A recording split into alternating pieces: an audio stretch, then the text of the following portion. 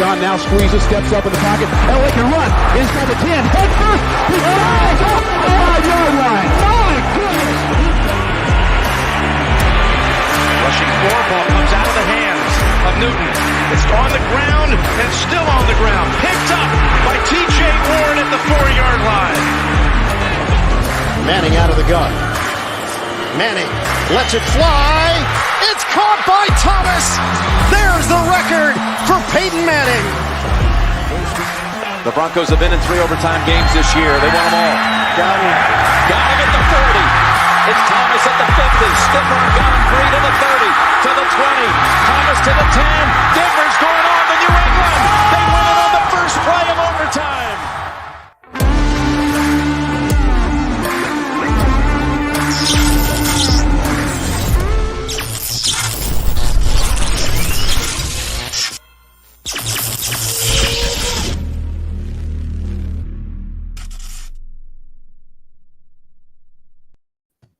And welcome to the show. My name is Mundungus Creevy. I'm joined, as always, by my co-hosts Cam and Bree today. And you're currently tuned in to the 5280 podcast on the MHRT Network. We're a fan-led Broncos-based podcast, filling you in on all things Denver Broncos. Now, let's start it off by saying Mario will be here soon. But in the meantime, we can sit here and talk all kinds of trash, and there's nothing he can do about it because he's not here. That sounds like a dangerous plan, good sir. I'm not in that train. No, if there's one thing, Bree and I know, and, Mundungus, I'm sure at this point, now, that's like an open invitation. And that feels also like bad news at the same time. So, because at some point Mario's going to be getting us all back, whether it's here or or whether it's on social media or in Breeze, in my case, on the football field. So he'll be getting us back eventually. I'd like to continue receiving targets, so I'm going to go ahead and use myself. All right, so let's start it off with a happy note and say happy birthday to Mr. John Elway. It's John Elway's birthday. And I did kind of have a deep-seated question when it comes to John Elway. Which was the bigger get for Denver? Elway from the Colts, Manning from the Colts, or Wilson from the Seahawks? Who's going to have the bigger impact on Denver out of those 3 quarterbacks? Because those are 3 massive quarterback names. So to recap, you're saying when the Broncos traded or, with John Elway within that draft, and then Elway bringing in Manning, and then George Payton bringing in Russell Wilson, correct? Right. So which one is going to has had or will have the biggest impact on the Denver Broncos? Elway, Manning, or Wilson? Full disclosure, I'm not going to say George Payton and Russell Wilson just yet, because it's like we have to see it on the field. There's a lot of hoopla. There's everything, that's, coming out about, the success that we've seen, from the teams and players and so on and so forth. And it's all great. And there's been nothing but positive vibes. But until you see the product happen on the field, you have to choose either, John Elway in a Denver Broncos uniform or Elway in a Broncos uniform bringing Peyton Manning in. So in my opinion, it's between those two. It's nothing. It's not really Peyton bringing in Russell Wilson at this point. Wow. I just feel completely thrown under the bus and into the spotlight with that question. That was the point. Yeah, I get that. That's what we do here. We just air people out to dry. I think if you don't say John Elway on his birthday, bad things come to you and you're just smited down from the gods that be. The football gods will find you. So I think impact-wise, John Elway in general is just the epitome of what the Denver Broncos and the organization has been for such a long time. It just would feel quite dirty to pick one over the other. But as far as impact go, I think it's Elway. And like you put across the screen, I think that's really the key point is he's responsible for 2 Super Bowls and 3 Super Bowls if you count him bringing in Manning. He was a part of that entire deal that went down. And who's to say that he didn't have a major impact in Russell Wilson also also coming to the Denver Broncos with the respect that's there, the standing success as an organization. So I'm going to go Elway, and I think that's a really strong point. I think that each quarterback is going to bring a phenomenal amount of success to the organization. I hope that Wilson follows in the same footsteps of the two that you mentioned prior. But yeah, Cam, you make a really great point that until we see it play out onto the field, we won't know. And I think that's really what you're seeing with everything positive that's going on with this new era of the Broncos, because it really does feel like everything's changed now and for the better, but we won't really know how that plays out as far as in the win column, which I think is the most important. But you can and you cannot I guess you can't take away that the positivity and the camaraderie that has fallen the roster is incredibly important. And I think it's very insightful to understand that these changes, especially the addition of a top tier elite quarterback in Russell Wilson, in which we hope he returns, is going to be the new normal for the Denver Broncos. And I think that we'll be looking at that in a sort of retrospect way. So right now, this is what we currently have, and it's super exciting. And it would be kind of unfortunate to gloss over that. So I think as we stand, and it's going to be kind of what have you done for me lately, I think this Denver Broncos team is going to make us pretty happy. Right. And I definitely think Elway's the answer to go now.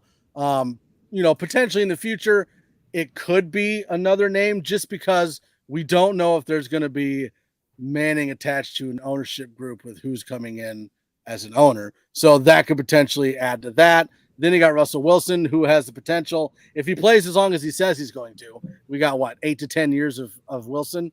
I mean, he could bring 3-4 Super Bowls to Denver, and then you got to throw him in the column of, well, he brought more Super Bowls to Denver. So now definitely Elway, but I don't think that Elway will always be the king of Denver. I think there is a potential for one of the other two to make a bigger name in Denver than Elway's made for himself. Well, you're kind of already seeing that when people talk about Peyton Manning, and maybe it's an age case. I think as well as you start seeing kind of younger fans who maybe weren't watching back in the 90s. Yeah, I know Brady gear in the background. The Brady jersey is just right over there. You can't see it. It's off screen. I decided to make some changes. Hopefully there's some positive ones. There is. Really? Wow. Wow. I don't know what facilitated it. It's probably because you're sharing custody of me like a long orphan child, but that's okay. I completely lost track of what I was saying. So Peyton Manning is going to be king of Denver for quite some time. I think as his role kind of matures and increases with the Broncos, you're just going to see that happen naturally. But I don't think it's necessarily wrong, right? Everything changes over time. And I'm finding kind of a hard time finding an analogy that exists in the NFL right now. But surely as the game changes, as the years go on, Elway will kind of always be synonymous with Denver. And I think Manning has also done the same thing. And hopefully we start to see that as well, because it's been a long time coming before Denver's really had that star power and that national recognition. I do want to say though, when you said happy birthday, Elway, as we're celebrating right now for the former king of Denver, if that's the direction that we're going, is I never know if it's that joke anymore. I never know if I fall into the meme of happy birthday, Elway. So when I saw it this morning, I was trying to figure out what was going on, but that's hilarious. Yeah, I like quadruple check just to make sure. Yeah.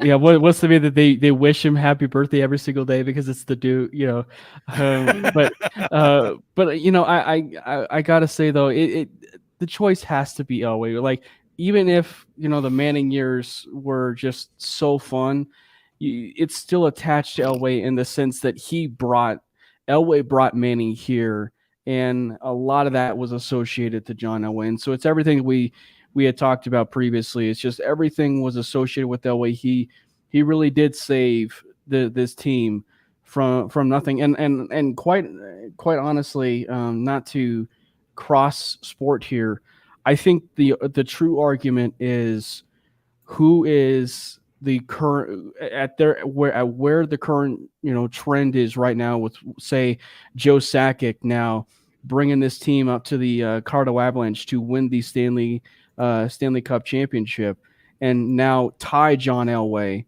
of the championships as a player and then also an executive. I'm kind of curious, where does it put it with Sakic? I mean, because it's one of those cases where Sakic really did kind of the same thing. He, in a lot of a different way, like he brought in Patrick Waugh. Waugh worked out for a little bit, but never panned out. And then Waugh gets shipped off, and then he brings on Jared Bednar, and then the rest is history. But in a completely different way, Bednar and Sakic didn't need to sign up Peyton Manning to bring the Avalanche to where they are today. It was all just clearly through the draft and then through basically building that roster from the ground up. And John Elway, he built it through free agency, as we all know. So I think that there's definitely a lot of compare and contrast with both of them. And so I think that if we're going to talk, strictly Broncos, you have to go with John Elway. Okay, so a couple questions. One, what is Operation Cyanide? That is my question. And two, where's this beef coming from? I don't get it. I don't know, and I'm not allowed to talk about Operation Cyanide. So okay, all right. You'll just have to see. I'm slowly poisoning this podcast from the inside, and it's just for the gain of Let's Talk Broncos. So I'm sorry to clue you in now. I did want to kind of touch on that point because, Cameron, what just happened in Colorado sports, I think is a lift that all sports fans kind of needed. It's absolutely incredible what the Colorado Avalanche were able to do, bringing home the Stanley Cup, but it did make me kind of fantasize about the potential of the Denver Broncos bringing home a Super Bowl and having both Elway and Manning associated with that. And I think that brings the conversation entirely full circle to have John Elway, Peyton Manning, and Russell Wilson kind of passing around the Lombardi Trophy. And it's really hard not to get entirely too optimistic with that visual floating through your head. So it's sort of like, could this be possible? Is this a great omen for the state of Colorado and for all of Denver sports, for all of us who cover these sports and love them so much? That's an incredible thought to me. But also in comparison, just knowing that Sakic was able to raise that again it's truly amazing. It's an incredible feeling. It really is an incredible feeling because even with Denver sports, just as a whole, and we'll end up talking about some of this, of course, I'm sure with Mario, but it's just like this has been an incredible year for Denver sports. I mean, with not even within a month, you had the Colorado Mammoth winning the National Lacrosse League championship, and then the Colorado Avalanche in roughly that same month winning the Stanley Cup. And then you also had the Denver Pioneers winning the Frozen Four. And then, you had the Broncos bringing in Russell Wilson and then getting a new, $70 billion owner. And then, it's just, it really does seem like a tide is turning and changing in favor of Denver sports. I don't necessarily know if I could put them in the same vein of the Boston sports, or maybe even the New York sports just yet. Well, that's because our baseball team is yeah. Trash. What's the Moneyball meme? I mean, you have basically the the Denver Nuggets, the Colorado Avalanche, and the Denver Broncos, and then 50 feet of crap, and then the Colorado Rockies. Wow. Well, that's one way to put it. So, and we'll get back into it when Mario jumps on. But one of the things that I wanted to talk about and is the main topic of tonight's episode was actually brought up to me by Nick Ferguson because him and I were talking about it on Twitter.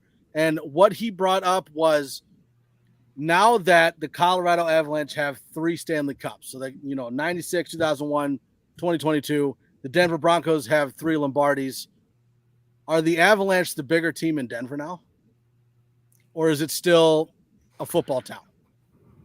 I think there's a little bit of recency bias there, obviously. I don't think that you have to rate them. That's somewhere where I feel kind of uncomfortable. They're entirely different sports, and there's different meanings to that. But I don't think that changes Colorado to a hockey town. But I think what has been really magnificent is throughout the postseason.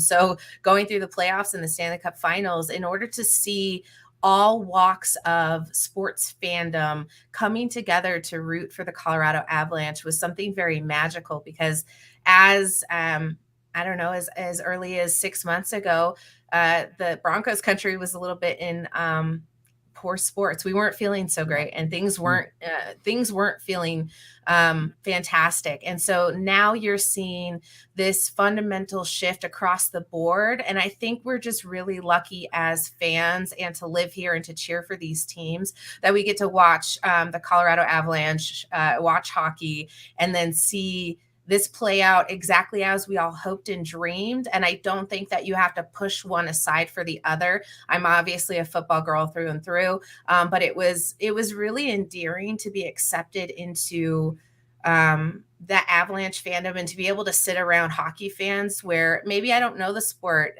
inside and out, but they were accepted me as one of their own. And I hope that we do the same if hockey fans want to come over and watch some football with us and then just enjoy the process. Like, to me, that above anything else, my heart's been so full, and that feels weird for me saying in general, but we have come together as people and as sports fans, men, women, just and during such a difficult and strange time. I think it's uplifting, and I'm super positive about it. And not to detract from the original statement.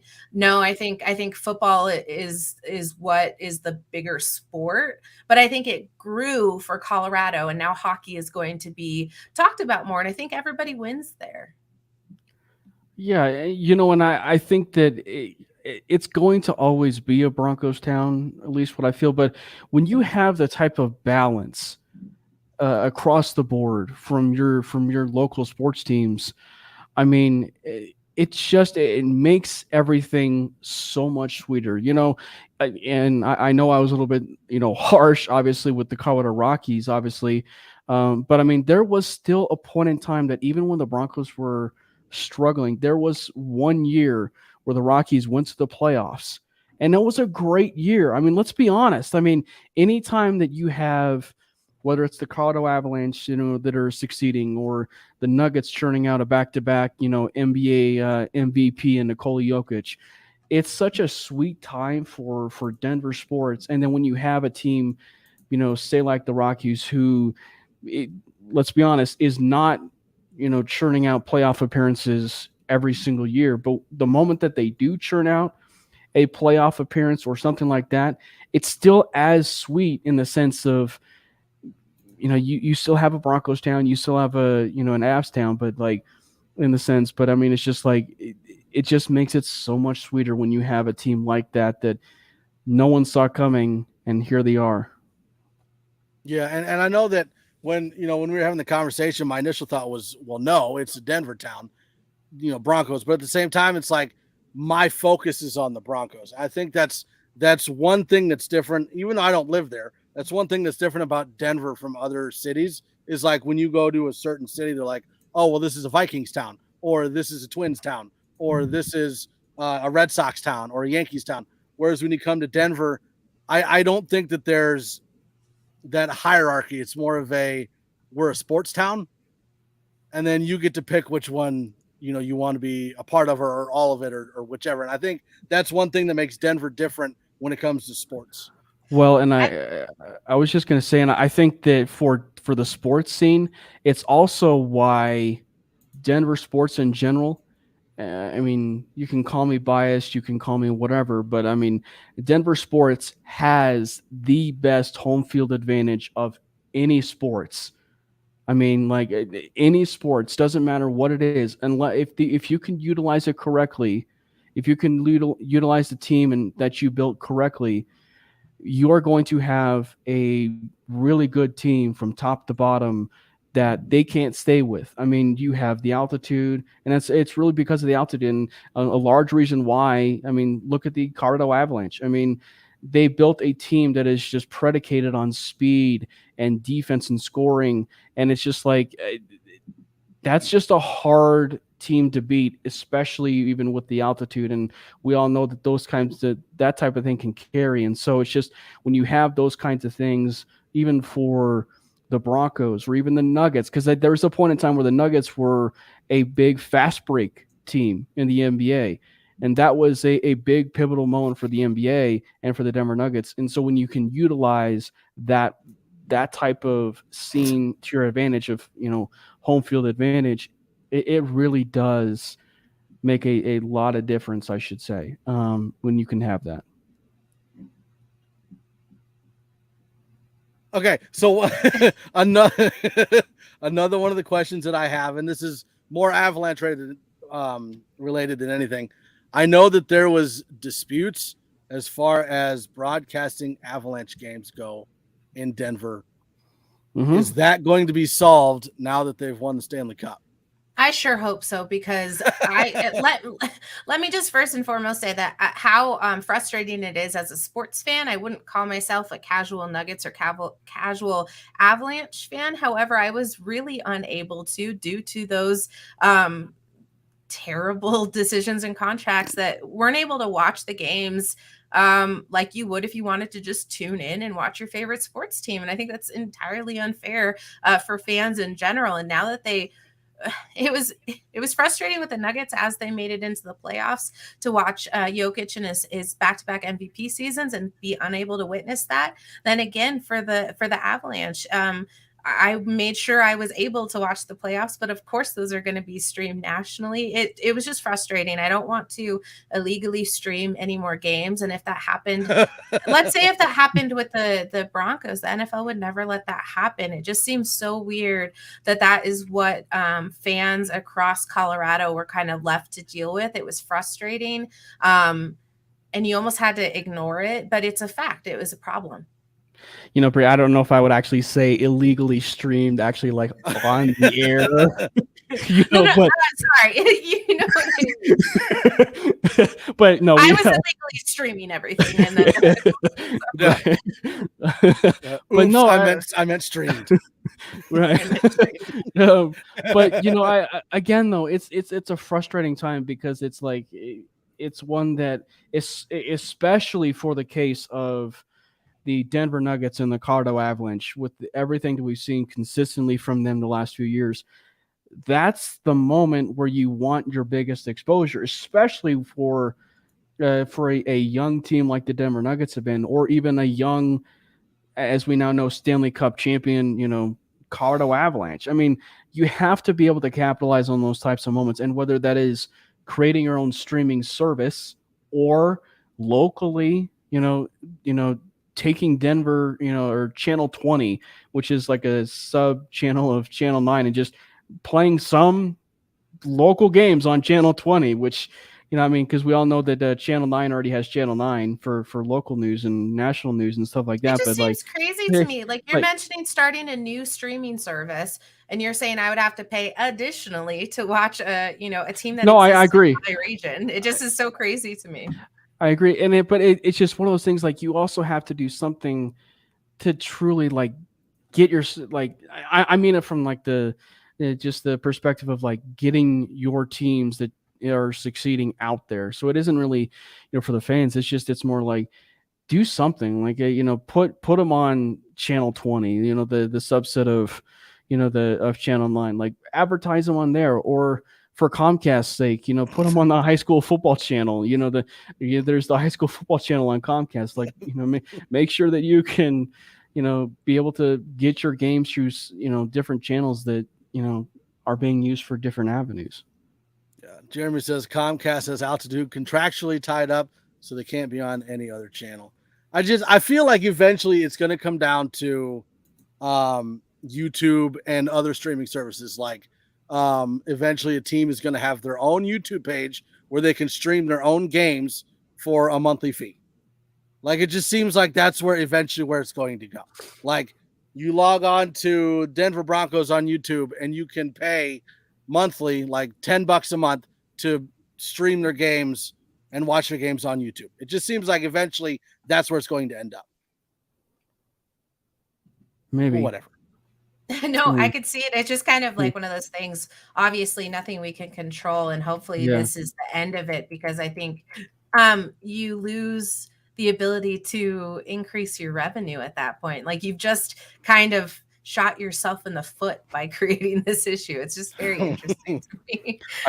I gotta ask Glenn, because he chimed in and said he illegally streams the Mario Flag football games. So I gotta ask, where? I mean, this is I want to see. This is news to me. I mean, the only time that it was actually streamed was when Perna did it on his YouTube channel, and that was like only once that I know of, and it was so bad he just stopped doing them. Wow. I just don't need that out there on the internet. All right, so if it hasn't been said, I'm pretty sure it has, but if it hasn't been said yet, congratulations to the Colorado Avalanche on winning the 3rd Stanley Cup. It was fantastic. It was very fun.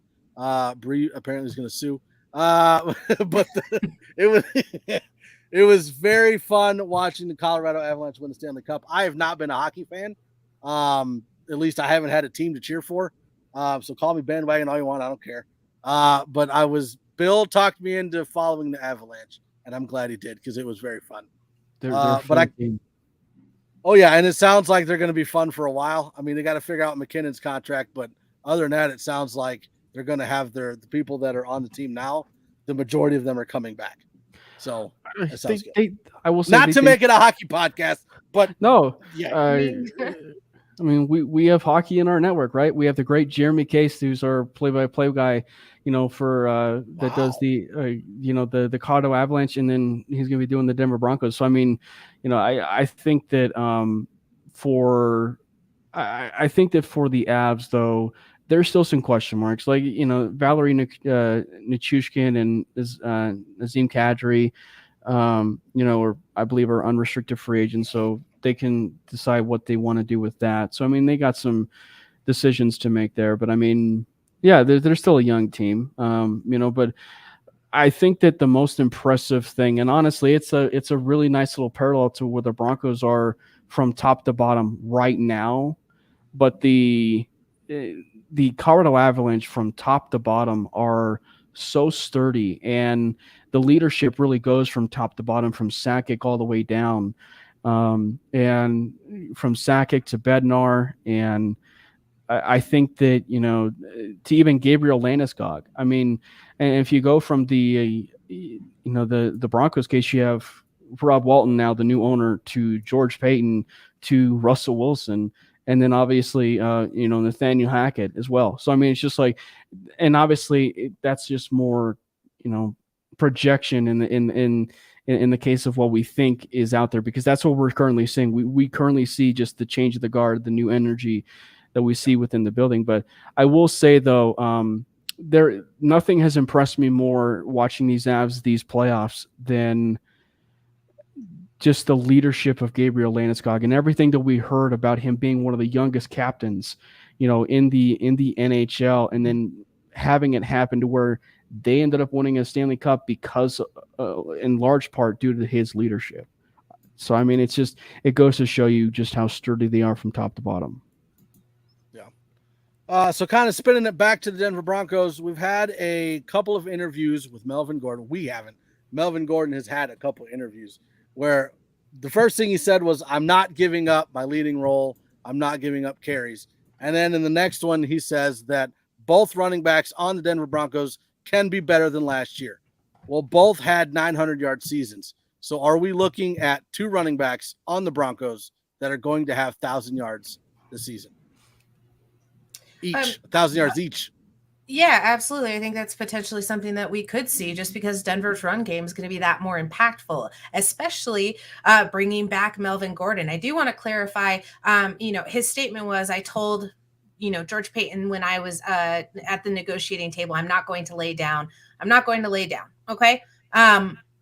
He specifically says that he needed to have that mindset every single year. And I think had he said anything else, you wouldn't have wanted that as a fan of this team. Right. You wouldn't have wanted Melvin Gordon to come in and say, "Oh yeah, you know what I'm going to do? I'm just going to hand over anything and everything, and I'm just going to sit back and see what happens." Nothing was said about I'm not going to let Javonte Williams take first, it's incredible to me, the spin that's been put on something that a very competitive, talented, and skilled running back in that position, where you've got people clamoring to say that Javonte Williams is somehow not going to get the snaps that he deserves. They're both going to be fighting their butts off there. And I think you really want Melvin Gordon to come back on his third contract and have that same amount of fire that he's had his entire career. So any sort of spin on that, I'm not really going to play into, but I absolutely think the addition of the two of them, I've been saying since the negotiations went underway, is that if it's not broke, don't fix it, which meant bringing back Melvin Gordon and running exactly how you did. Now, obviously, there is a potential for Williams to get more carries, but Melvin Gordon's going to be the one probably leading in receptions at that position. So I could see them both having 1,000 yards, especially with Wilson at quarterback. I keep saying especially, and I've annoyed myself. Anyways, I really think it's important to put it out there. You want him saying those things. And so everyone who took it to make it clickbait, you win. We all started talking about it. And from the point, you got to read that quote directly, because what else could he mean by that? So done preaching. One thing I was just going to say is there's a huge difference in Joe Flacco's, comments versus Melvin Gordon's. Like, you can be all competitive all you want. But I mean, like, when you start saying things like, I'm not going to be mentoring anybody, the thing that was different, say, like, versus Joe Flacco's comments versus Melvin Gordon is there seems to be a camaraderie and a relationship and a friendship between Javonte Williams and Melvin Gordon, that even though he's not going to bow down, and then he knows that he wants to be a certain starting running back in the NFL, he understands that, he also has a role to play, but he's also not going to bow down. And we all know that they should, and I mean should have had 1,000 yards apiece last year, and it never happened.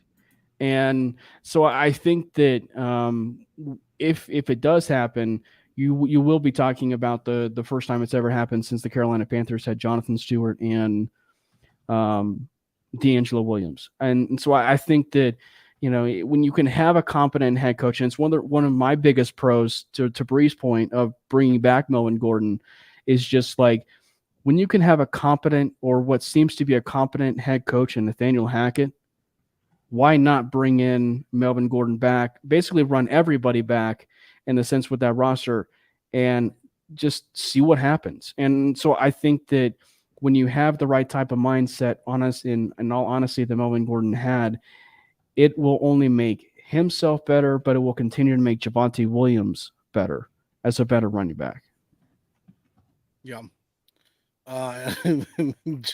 Joey says, remember is Joe Flacco elite debate after Baltimore won the Super Bowl? Was he ever elite? He was in his prime. Was it really a prime? Don't take my word for it. Take John Elway's. Also, I just wanted to point out this real quick. Don't ever mention Flacco in front of me. I can't hold my. Okay. I also did want to point out to Bree before I switch topics, was that I know that Denver players are better than Tampa Bay players, especially Tom Brady, because you saw Wilson at the Avalanche game. I'm pretty sure I never saw Tom Brady sitting in the Tampa Bay stadium watching the hockey game. I mean, that's just like your opinion, man. Like, terrible person. I will say, you know what was a huge dagger to the heart, though? Wow. Seeing Shaquille Barrett supporting the Tampa Bay Lightning and not the Colorado Avalanche. That was like maybe one of the more underrated daggers of that series, because you actually had Ryan Jensen, who we all know is the local kid, tweet out and said, "I'm sorry, Tampa Bay faithful, but my allegiance is to the Colorado Avalanche, and because that's where I was from, and then I'm pulling for the Avalanche." But no, Barrett went full on supporting the Lightning, and especially for a kid that went to Colorado State and was a Denver Bronco and so on and so forth, it was a knife in the heart. I'll be honest. Well, and that video just came out of was it Emmanuel Sanders wearing the Avalanche jersey? Mm-hmm. Von Miller too. Still supporting. Yeah, Von went to a game, didn't he? Two. Yeah, actually. he was there with McManus, and then I think Dalton also went to a game. Did he not?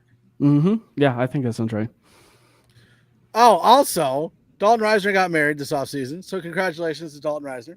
and Whitney, right? Dalton and Yes. Whitney. Okay. Dalton and Whitney got married this weekend. I think it was Friday or Saturday. Weekend, yeah. So congrats to them. Congratulations to the happy couple. That is tremendous news. I saw pictures from their ceremony. It looked absolutely stunning. They seem like such a wonderful pair of people. So couldn't be more happy for them. Oh yeah. So one of the other big things that was talked about a lot over the last 6 or 7 seasons where we were absolutely terrible is that national media doesn't give the Denver Broncos any love. Well, it turns out that Adam Rank has Denver going 12-5 and winning the AFC West this season. So are we finally getting some love in national media? Yes, but more importantly, we're finally getting love from Adam Rank. That's probably the most important takeaway. We're finally getting love from Adam Rank. Is that important to you? Do you take a lot of stock into his opinions? No, I don't care. Oh. You know what they say about opinions. No, I don't. What do they say? What do they say, Cam? Enlighten me, Cam. What do they say about them? Oh, opinions are like, a-holes. Everybody has one. There we go. I'm proud of you. All right. Yeah, I think I can't. I would have said, yeah. Anyway, so 12-5,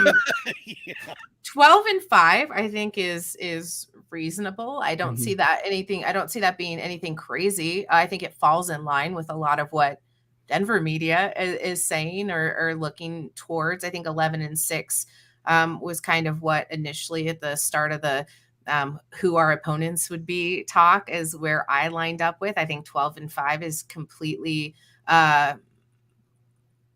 reasonable to assume that that's possible. I don't think that's anybody really patting the Denver Broncos on the back. I don't think that he's gone out of his way to be complimentary towards them. Shocking though, I think it is, but you're seeing a lot of national pundits now releasing the rankings that put the Denver Broncos kind of really in a good spot as far as the most improved, or maybe the one with the most potential at QB. So I think it's interesting. I think all signs point to the Broncos winning that many games. I think we're all just very nervous and anxiously awaiting to see what it looks like on field and what those first couple of games look like, because that'll be a huge determination. And perhaps not even then, because if they start off a little wonky and pick back up towards mid-cycle, it just really depends. So, but kudos to him for finally putting that out there. Maybe he's a newly found Broncos fan. Yeah, I'm informed that I think that boy is driving. I'll throw him in, and he's driving. Right, Mario? Listen, man, I'm a multitasker, okay? I do a lot of things at once, but as I've told Bree, I'm only good and smart at like 4 things. And thankfully, driving and talking Broncos are 2 of those 4 things. I think that just ups your ability to be super efficient and super smart. Bree, I gotta say, I don't know what it is, but you look smart as hell right now. I wonder what it could be.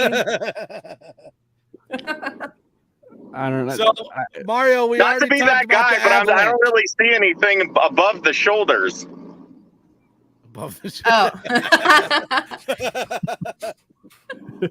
That's Cam, I want to hear you. I want to hear you talk about opinions and what they're like a little bit more, Cam. I don't think the listeners heard enough of that. What, that the opinions are like a-holes, everybody has one? And they all stink, Cameron. Like, if you're going to do the thing, at least do the whole thing. My word. Maybe if you were wearing a Vetanze therapy hoodie, you would have gotten it. I mean, we all need that extra, juju every once in a while. I can use all the help I can get.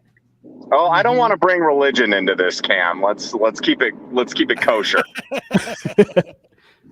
So, Mario, we talked about the Avalanche winning the Stanley Cup. What say you on the Avalanche? Sorry, I was wooing. I didn't hear what you actually asked me. I said, what say you on the Avalanche, good sir? Woo! Here's the thing. I actually purchased Game 7 tickets, not because I didn't have faith. I just want to say that, like, I had complete faith they were going to win Game 6, but I was like, you know what? I could have gone to Game 5. I didn't. I was disappointed. I'm low-key glad they didn't win, just because I wouldn't have been able to live with myself if they had won Game 5 and I had kind of made the decision not to go. So I was like, you know what? It's a Game 7 Stanley Cup Finals. It happens every 2 decades. So I got the tickets, and the whole time I'm saying, I hope that I don't use these. I hope that I don't use these. Not because, I just wanted the Avs to win, but because I didn't want my wife to figure out that I spent $1,500 on a ticket. I was like, dear Lord, baby Jesus, please let the Avalanche win so this money doesn't come out of my bank account. So the follow-up to that obviously was, take us through the emotions of the last they won 2-1, but take us through the last bit of emotions for you, Mario, of the 5 minutes of that third period. So here's how superstitious I am in terms of like what I can and can't do for the team, which I know is so ridiculous, but hockey's a really superstitious sport, right? Yes. So Game 5, I watched the entire thing on my actual TV, and they lost. So I'm like, all right, well, I obviously can't watch the game on a TV or they will lose. So I watched the entire game up until there were 2 minutes left. Like when Tampa Bay pulled the goalie, I put the game on my TV. I watched the rest of it from my iPad, and wifey and I have been binge watching Stranger Things all the way through again. So Stranger Things was on in the background, and so I'm watching the Avs game on my iPad while Stranger Things is on the TV. And then when they pulled the goalie, I switched it over to the TV. And my wife was like, what are you going to do if Tampa Bay scores? I was like, well, I'm going to break the TV, because clearly that TV would be cursed if that were to happen. And, thankfully they ended up winning. But I couldn't yell and celebrate. I don't know if you guys know this. I'm a loud individual. I like to express my emotion.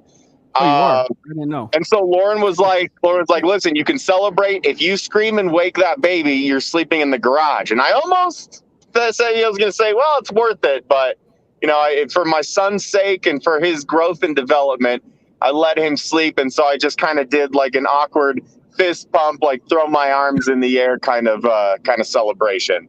I mean, it was just overwhelming, It's has to happen in 21 years. And it was just incredible. Like, there's no way to describe it. And you just I really hope that all the fans, like all the people of Colorado or anybody that cares the least bit about hockey or the Avalanche, you really have to appreciate not just that they won the Stanley Cup, but that this team is so unbelievably good. It's like, how often do you see a team that's like, they should win the Stanley Cup? And so there's a lot of pressure, because literally anything less than that would have been a failure of the season. So knowing they had all of that pressure, they really just ran roughshod throughout the game. Mm-hmm. Yeah. I mean, if you look at it from the so a little bit of hockey talk on a Bronco show, that's fine. It's all good. I was just gonna say, I'm one of those guys where I'm at the point of kids now, that when I hoop and holler and scream and wake them up, I just turn the monitor down and then keep hooping and hollering and screaming. That's just me. I will say, you were talking about superstition, Mario.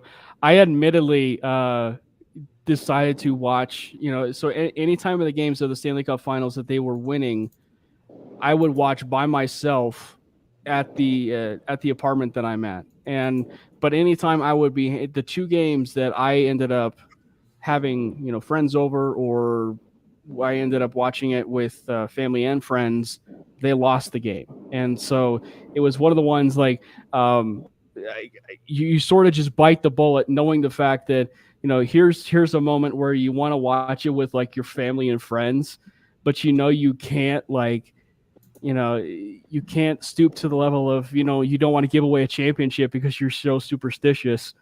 And so I I ended up watching the Stanley Cup Game 6 by myself in my apartment. I think that just speaks to the fact that you can't handle having friends, Cameron. It's irresponsible for you to have friends, so you might want to rethink that life choice. And you know what? Bree doesn't have any friends either, so you guys would be two peas in separate pods. Thank you. I appreciate that. Is by choice. I don't get along well with other people. But Mario, the maybe you shouldn't threaten to take their souls in your first impression. You'd probably have more friends. Yeah, and then have like an Operation Cyanide when you jump onto another podcast. Like, that's not cool.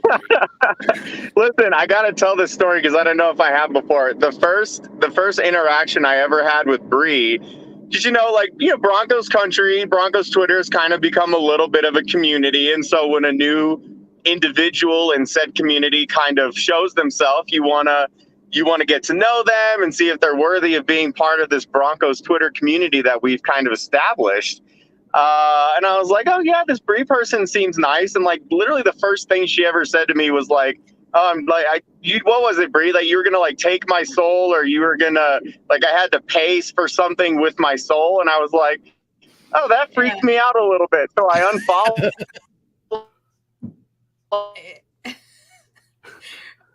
She was joking and not a lunatic. And then when Bree came into my office, she goes, hey, I know you unfollowed me early on because I freaked you out. And I was like, what? No, I didn't.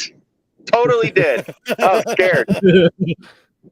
And now, we continue to just be friends through all of the adversity. It was actually, I would say professional acquaintance, but yeah.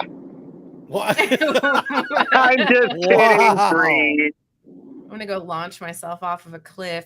I was trying to see who I was taking to the COVID Broncos games because they were doing raffles, and you said you would pay any amount of money for tickets, and I said you can only pay in human souls, and that scared Mario away. So fantastic story. Where I was going with that though is that Colorado is now a championship sports state again. What does that mean, and what do you think about that going forward with the Broncos having a potential to make that run, Mario? Yeah, I don't know if you guys had seen my tweet, but we're almost in kind of an unprecedented time in Colorado sports, right? Like, it was really cool that the Mammoth won the championship, and it's too bad that, lacrosse isn't like a bigger deal here, that Mammoth lacrosse isn't a bigger deal to people, but for them to win it, the DU Pios won the national championship for hockey, the Avs, of course, won the Stanley Cup. The Nuggets, I think are in that category. They're going to have to put in some work in this offseason. The roster is going to need a little bit of tinkering. But as long as Jokic is on that roster, that is a championship caliber team. And I think the Broncos kind of realize these are their expectations. You go out and you get a Russell Wilson in order to compete again. And it's one of those instances where every year that the Seattle Seahawks had Russell Wilson, they might not have been a Super Bowl favorite necessarily, but they were absolutely a contender because those are just the expectations that come with having a future Hall of Fame quarterback on your roster. So I think if you look across the league at all of the teams that are considered, Super Bowl hopefuls or Super Bowl contenders or teams that you could see competing for a Super Bowl, like realistically, they all have the quarterback. And the league has changed now. People will point out the outliers of, the Trent Dilfers and the Brad Johnsons. But fact of the matter is it just doesn't happen anymore. It's such a star-studded league. It's such a high-scoring league.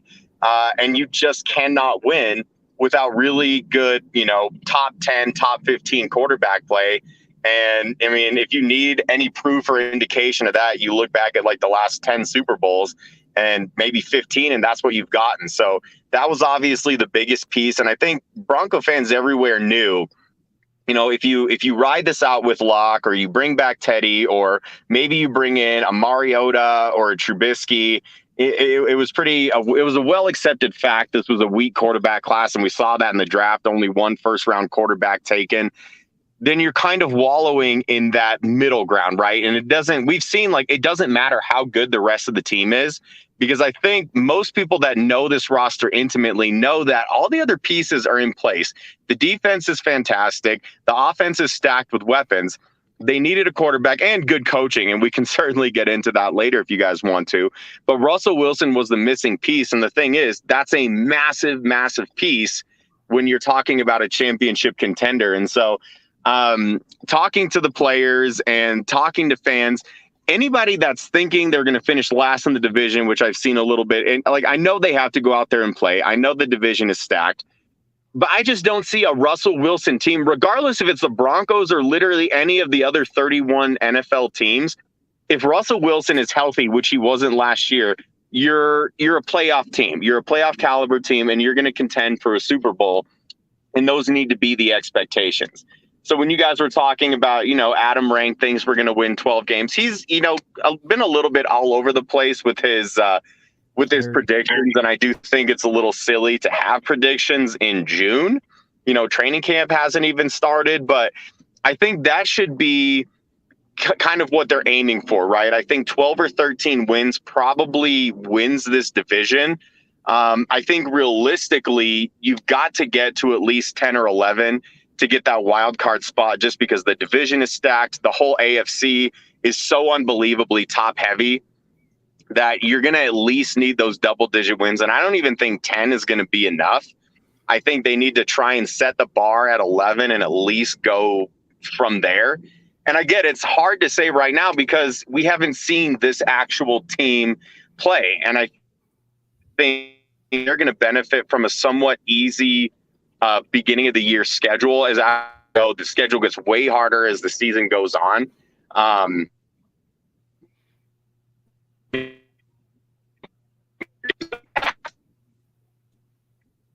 They also have the benefit of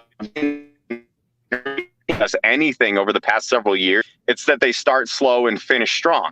And then when they have the Cardinals, kind of the adverse on the other side, when they have the back end of the schedule, they're going to catch Arizona at a good time because they start hot and then finish slow. So a lot of these dynamics of the schedule are kind of coming together to benefit the Broncos. But those first two games, Seattle will be interesting. They are a little bit in rebuilding mode. And like I said, they have to win that game. But I think they have to go out there. And what was the big reason that Seattle wanted to, that it didn't work out with Russell Wilson, why Russ wanted out? He wanted to throw the ball more. Now, that's not saying that he doesn't ever want to hand the ball off, because I think he understands what needs to be done. But I think you let him go out there, let Russ throw the ball 40 times against Seattle and just light it up. Be like, man, Russ, go out there, try and throw for 400 yards. Try and throw for 500 yards.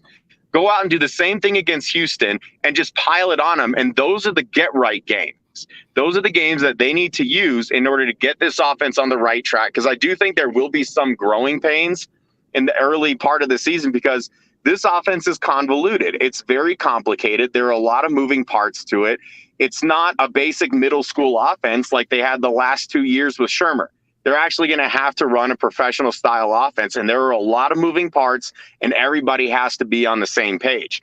And when you get a guy like Russell Wilson, that's the expectation that you as a receiver or as a tight end or offensive line, whatever position, you have to be in the right place at the right time, and it'll work. You just have to make sure that everybody is on the same page. Yeah.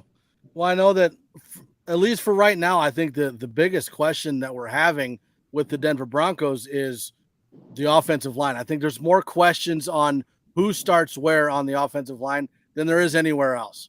And I think one of the two big spots was right tackle. I mean, I had assumed that Billy Turner was brought in to start, but it's looking more and more like Calvin Anderson is the lead at right tackle. And then we had Denver Media who's going after Garrett Bowles for some reason.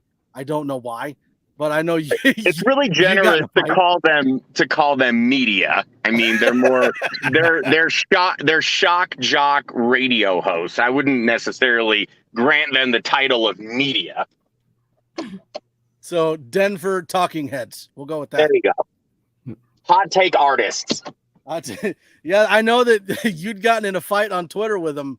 It was Cecil Lammy, I think. He was talking about Garrett Bowles. And honestly was being really unfair. on his take on Garrett Bowles. And I don't understand it. But then you came out, I think, a week later and was like, for people that don't understand, Calvin Anderson is the starting right tackle. And I was under the assumption that they had brought in Billy Turner to start at right tackle. So here's my thought process. And obviously you guys know, I know Calvin personally. I love Calvin. And is there a little bit of bias? Yeah, a little bit, but I'm also not going to be making these claims simply because I'm biased. You know, I wouldn't be saying something like that if I wasn't pretty sure of what was going to happen. I think the reason they brought in Billy Turner is to have depth and to have a guy that knows that offense that Hackett is familiar with, who's kind of a tried and true guy. He's a depth piece. It's like, yeah, he can play right tackle. But if you guys remember when he was in Denver, he mostly cut his teeth as a guard.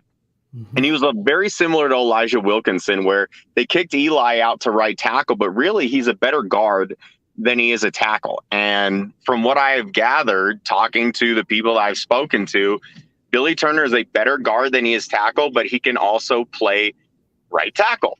It's the same with Compton. Compton, I mean, I've seen a lot of people thinking that Compton's going to be the starting right tackle, and he's not even really getting many reps at right tackle as it stands. So I don't really know where that came from, aside from, you know, it's just pure speculation and pure guessing. But if you look at it from a pragmatic standpoint, Billy Turner is on the wrong side of 30. Compton's a little bit up there in age. And if there's been one glaring weakness on this team for like the last decade, I mean, aside from quarterback after Peyton Manning left, it's been the right tackle position. That has just been, it's been an absolute mess. And they've signed these 1-year deals, you know, your Bobby Massey's and your Menelik Watson's back in the day. They moved, you know, DeMar Dotson was in here. They moved Eli Wilkinson to right tackle. It's a revolving door. So you don't think that they want a guy like Calvin Anderson, who is a freak athlete, by the way, incredibly smart, a guy that can pick up this kind of convoluted offense quickly. You don't think that they want the young guy to start at right tackle? And if you need any more indication, Calvin was actually offered a 2-year contract by Denver for, I think, a little bit less money per year and a little bit less guaranteed, but more on the long end. And Calvin decided that he wanted to sign a 1-year prove-it deal. Calvin wanted to show them, I'm going to be the right tackle. I'm going to be the starter. And after this year, either you or another team is going to have to pay me starting right tackle money. So Calvin Anderson bet on himself, and knowing him the way that I do, he's going to do everything in his power to make sure that he wins that job. Like, he will refuse to lose that job. So again, if we're looking at it pragmatically, you as a Bronco fan, you should want Calvin Anderson to step up. You should want Calvin Anderson to be the starting right tackle, because then they can lock him in. If he has a good season, you're going to get him at an affordable rate in terms of starting right tackles, simply because he would have had one good starting year under his belt. So maybe you sign him to a 3 or 4 year extension. Then finally, you have that bookend piece opposite of Garrett Bowles locked in for the immediate future. I just don't see Billy Turner starting, simply because what do you do after this year? Let's say Billy Turner or somehow Tom Compton start. Then what happens in 2023? You go out looking for another tackle, or you hope that you can bring Calvin Anderson back again, or you're hoping that you're drafting one. They have a starting tackle in-house as it stands. So the smartest thing is to assume that Calvin Anderson is going to be the starting right tackle. And again, like, Calvin has to go out there and earn the job. Like, make no mistake about it. But he's getting the majority of the reps. And I think maybe it was a little misleading because Garrett had missed, I think, a week or week and a half of minicamp because he had some family stuff going on. And the only problem was they have no depth at left tackle. So because they needed a starting left tackle during practice, Calvin was playing left tackle in Garrett's stead. And I think people saw that and they just assumed that Calvin is kind of like backup left tackle, backup right tackle. He's the swing guy. He will be the starter, barring something unforeseen happening. Yeah, you know, I think that with the thing with Calvin, you're seeing a situation where he's seizing an opportunity, and if there's one thing, you know, for Calvin, he just need an opportunity, and he's had a few of those. What is it? Even in the Carolina Panthers game, the Dallas Cowboys game, and in each of those games, he's played quite well against, some pretty decent pass rush with the Carolina Panthers and, as we all know, the Dallas Cowboys. And so he played really well. And so he really just needs that opportunity. And I think he sees that sliver of opportunity. He sees that door opening to take that right tackle spot, and he's doing everything that he can to take it, honestly.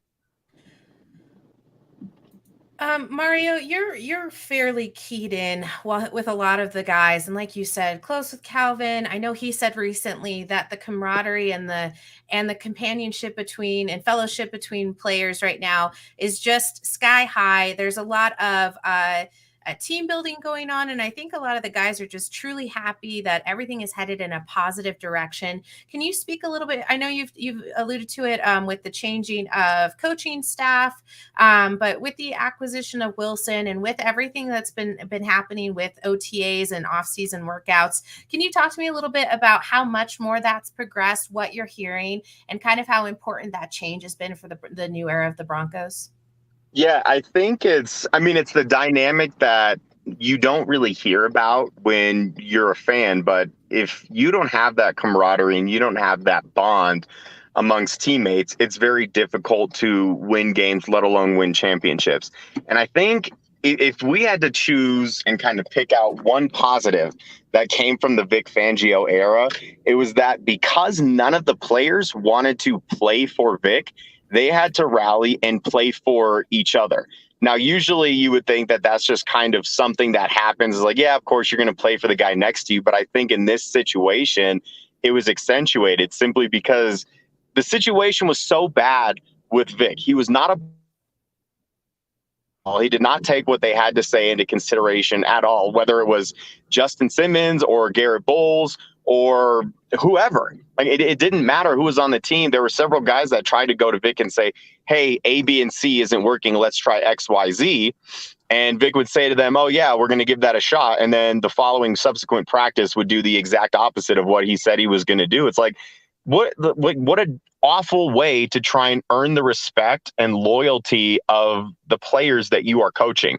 So in this dire situation that they had with, a dog crap head coach that really didn't care about like the personal well-being and the human aspect of his players that he coached, they were forced to kind of like forge that bond with one another by themselves, because when you're a professional athlete and you're playing a sport like football, you have to rally for something. And so they were rallying, for themselves and for their teammates. And so now you bring in a guy like Hackett, who, I love his energy. And I think one of the biggest reasons that he got the job and he was kind of at the top of their hiring list is because he is the anti-Vic Fangio, super high energy guy, very well liked, big time players coach. That's a guy that they can rally around. So now they already have this dynamic in place where they love and trust one another as teammates, even more so than normal teams would, because they were forced to, because of the Fangio situation. And so now you have a rah-rah coach that brings such incredible energy into the building that you have all of that camaraderie in place. And now you have a coach that it's really easy to play for him and you want to run through a wall for him, because he just seems like he genuinely loves the game. And not only that, he genuinely loves the players that he is coaching. And so I think that's such a massive dynamic that, getting rid of Fangio and getting rid of Shermer, that was addition by subtraction. Simply getting those guys out of the building and getting that toxic energy out and just kind of cleansing everything was so unbelievably huge for this team. And so now moving forward, they have this coach. It's like, yeah, he's going to call plays. Yeah, he's got a good offense. He's lucky that he has Russ to kind of, almost hold his hand through this whole situation, because they will be running the Russell Wilson offense. It's going to look a lot like when Peyton Manning was here with Kubiak. It's like, yeah, they're kind of running the Kubiak offense, but it's the Peyton Manning offense with a little bit of Kubiak sprinkled in. It's going to be the Russell Wilson offense with a little bit of Hackett sprinkled in with it. And so that whole dynamic of not only do guys now think that they're going to win and that a Super Bowl is an actual reality, that is the expectation. It's not that they're just hopeful. It's like, no, we expect to make the playoffs. We expect to make a deep run. We expect to go to at least one Super Bowl with Russell Wilson in the building. Yeah. Well, Mario, I gotta say, I love every time you jump on the show. We've been a little longer than an hour. I know you've been on for about a half hour. We want to thank you for joining us, but we got to get going. We got things to do, places to go, people to see. Well, yeah, I'm sure you got things to do. You got a freaking basketball team +1 of children. Like +1. I got my hands full with one infant, bro. Like, you know that Eminem's character in 8 Mile was Bunny Rabbit. That's you, dude. You should change your name from Mundungus to B Rabbit. B Rabbit. Let's see how the wife feels about that one. I'm not sure she'd be okay with that. Awesome. Thank you, Mario. We appreciate your time. Yeah, Hey, thanks. appreciate you guys. I love you guys very dearly. And Bree, don't worry. We'll find you a friend, okay? Okay, thank you. I appreciate it so much. Love you, Mario. Thanks again. Love you guys. God bless. All right, bud. See ya. Yeah. All right. So that is going to about do it for us. We want to thank you so much for joining us. Also, make sure you go and follow Mario on Twitter. He is fantastic to follow on Twitter. He is quite the hilarious guy.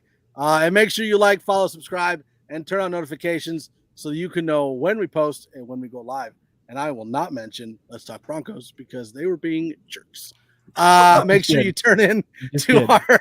Make sure you tune into our other. You know, like how I did that. Tune into our other podcast, the Wild Wild West podcast, on Wednesday at 7:30, 6:30, 5:30, 4:30. The Nothing Rhymes with Orange and Blue podcast every Thursday at 7, 6, 5, 4. And Broncos Breakdown with Bronco Bill every Friday at 2, 1, 12, and 11. Also, don't forget to listen for the Mainly Broncos podcast that is hosted by Mr. Cameron Parker and also MHRT's Mr. Boggins, amongst other hosts that are a part of that show. So make sure you follow that. They have names, Manuggus. They do. I just don't know all of them because there's a lot of people spinning around in my head. So make sure you go and check out all of the podcasts except for Let's Talk Broncos. Don't do that because they're trying to Operation Cyanide our podcast. And so, no, I will not give them that. So we'll go ahead and take off. See you guys. Congratulations, Avalanche, and let's go Broncos.